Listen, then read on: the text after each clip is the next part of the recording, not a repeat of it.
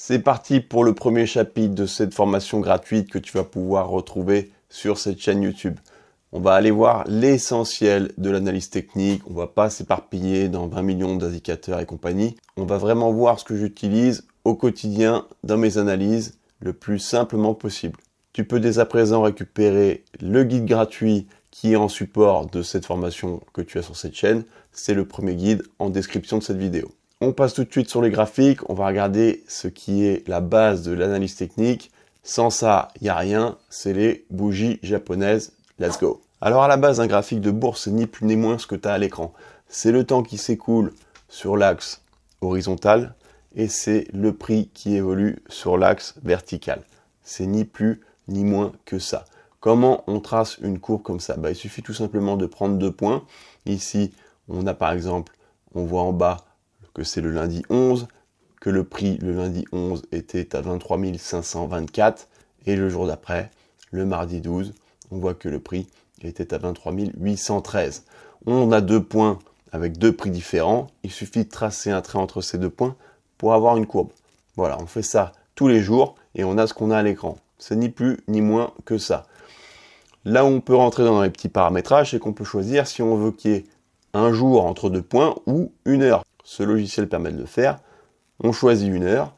Et à présent, c'est plus une journée qu'on a entre deux points, mais c'est bien une heure. Là, on est le jeudi à 1h du matin. Le prix est à 23h447. Et le jeudi à 2h du matin, le prix est à 23 461. Voilà. Ça, c'est la base. C'est un graphique de bourse.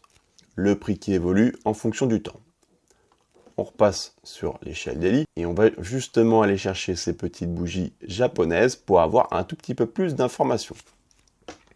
Donc on active nos bougies, donc on reconnaît la courbe. Si je passe de la bougie à la droite, on reconnaît quand même que la courbe est toujours là. La seule différence, ça va être qu'au lieu d'avoir des points, on va avoir donc des bougies.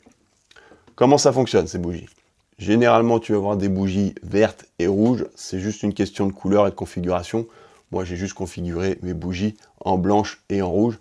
Ça n'a aucune importance. Là, ce qu'il faut quand même savoir, c'est quand la bougie est blanche, dans ce cas-là, c'est que la bougie a clôturé plus haute que son niveau d'ouverture. Je vais y revenir.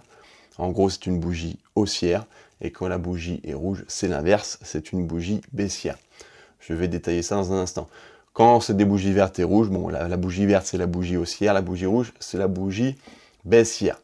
Voilà, moi, juste pour une question d'esthétique, j'ai configuré ça de cette manière-là.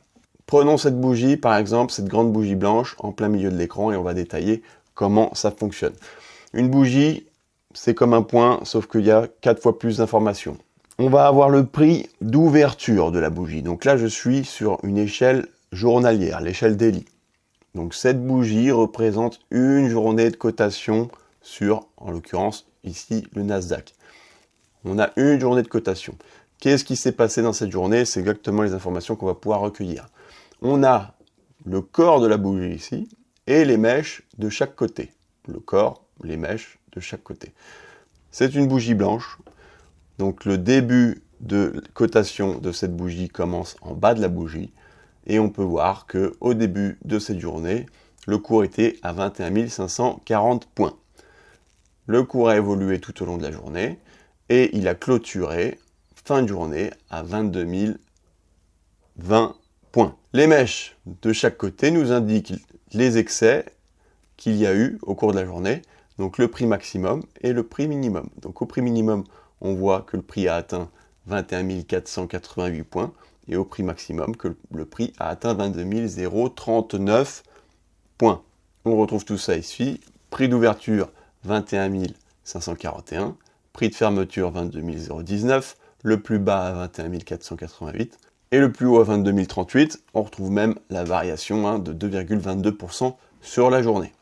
Là, c'était une bougie blanche, donc une bougie haussière, c'est-à-dire que le prix a ouvert plus bas que le prix de clôture. Et maintenant, on va voir l'inverse avec une bougie rouge. Prenons celle-ci par exemple, bougie rouge, donc le point de départ, le prix d'ouverture de cette bougie au début de journée, c'était de 21 359. Il a clôturé à 21 075, le plus bas 20 997, le plus haut, 21 484. On retrouve toutes ces données ici, avec un prix de variation de 1,33% sur la journée.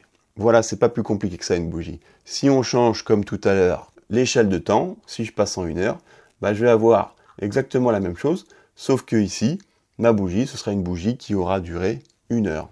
Donc là, on voit bien, le 22 août, le vendredi à 16h, j'ai ma bougie, et à 17h, j'ai aussi ma bougie. Je peux voir à combien le prix a ouvert, à combien il a fermé, le plus bas qu'il a atteint, le plus haut qu'il a atteint, et également la variation de 1,45%.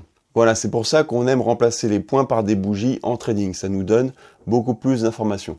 Là où ça va vraiment être intéressant, c'est sur la combinaison des bougies. Souvent des combinaisons de 2 ou 3 bougies. C'est là qu'on va pouvoir avoir justement des indications sur le comportement du prix sur un actif. Ça, ce sera pour une prochaine vidéo. Je vais vous parler des combinaisons de bougies.